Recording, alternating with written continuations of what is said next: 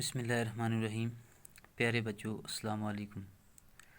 بچوں، آج کا یہ جو ہمارا سبق ہے یہ 5ویں جماعت کے اردو سے لیا گیا ہے۔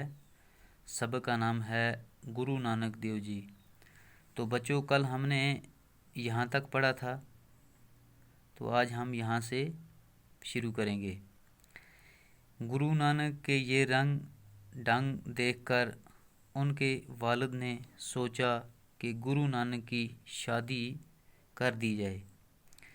جب انہوں نے دیکھا کہ گرو نانک کی طبیعت، ان کا دل جو ہے وہ دنیا کے کاموں میں نہیں لگتا، تو انہوں نے یہ سوچا کہ گرو نانک کی شادی کر دی جائے۔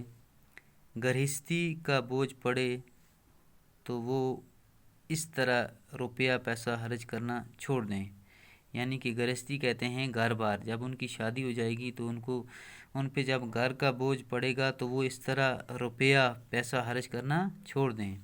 انہوں نے گرو نانک کی شادی کر دی۔ گرو نانک کی شادی ہو گئی، 2 بچے بھی ہوئے، لیکن گرو نانک کا دل گرہستی میں نہ لگا۔ یعنی کہ گرو نانک کی اب شادی کر دی گئی، اور اس کے بعد گرو نانک کے 2 بچے بھی ہوئے، لیکن پھر بھی ان کا جو دل تھا وہ گھر بار میں نہ لگا، گھر کے کام کاج میں ان کا دل نہ لگا۔ وہ ہمیشہ کی طرح اپنی کمائی ضرورت مندوں پر خرچ کر دیتے۔ بیوی نے لاکھ سمجھایا مگر ان پر کوئی اثر نہ ہوا۔ یعنی کہ وہ ہمیشہ کی طرح اپنی جو کمائی تھی وہ ضرورت مندوں پر، محتاجوں، غریبوں پر خرچ کر دیتے تھے۔ حالانکہ بیوی نے ان کو لاکھ سمجھایا مگر ان پر کوئی اثر نہ ہوا۔ گرو نانک ملک اور شہر پھرے۔ یعنی کہ گرو نانک ہر ملک میں گئے، ہر شہر میں گئے۔ کہتے ہیں وہ مکہ، مدینہ اور بغداد بھی گئے۔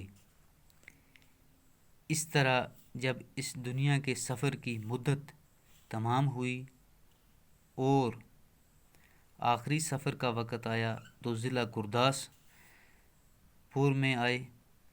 وہیں 1539 عیسوی میں 90 سال کی عمر میں ان کا انتقال ہوا۔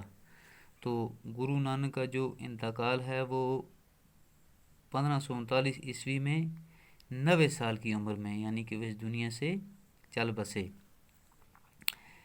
گرو نانک یہ چاہتے تھے کہ لوگ دل سے یہ بات مان لیں کہ سب انسان خدا کے سامنے برابر ہیں، اور اس طرح ذات پات کا فرق چھوڑ دیں۔ وہ کہتے تھے کہ بڑا وہی ہے جو اچھے کام کرے اور دوسروں کی خدمت کرے۔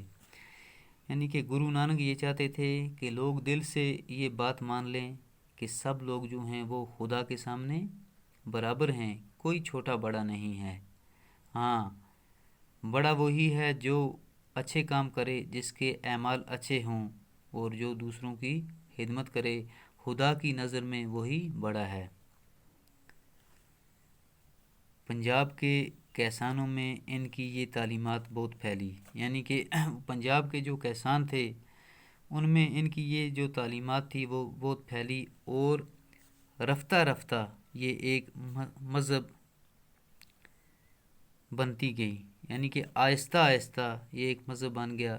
ان کو ماننے والے سکھ کہلائے۔ یعنی کہ سکھ جو ہیں وہ گرو نانک کو مانتے ہیں۔ یعنی کہ گرو نانک کو ماننے والے جو لوگ ہیں وہ سکھ کہلائے، انہیں سکھ کہتے ہیں۔ گرو نانک اور دوسرے بزرگوں کی باتیں ایک کتاب میں جمع کی گئیں۔ اس کتاب کا نام گرو گرنتھ صاحب ہے۔ یعنی کہ گرو نانک اور دوسرے جو بزرگ تھے ان کی باتیں ایک کتاب میں جمع کی گئیں، اور اس کتاب کا نام کیا ہے؟ گرو گرنتھ صاحب ہے۔ یہی سکھوں کی مقدس، پاک اور پوتر کتاب ہے۔ یعنی کہ یہ جو ہے یہ گرو گرنتھ صاحب یہ سکھوں کی پاک پوتر کتاب، اسے سکھ اسی کتاب کو مانتے ہیں۔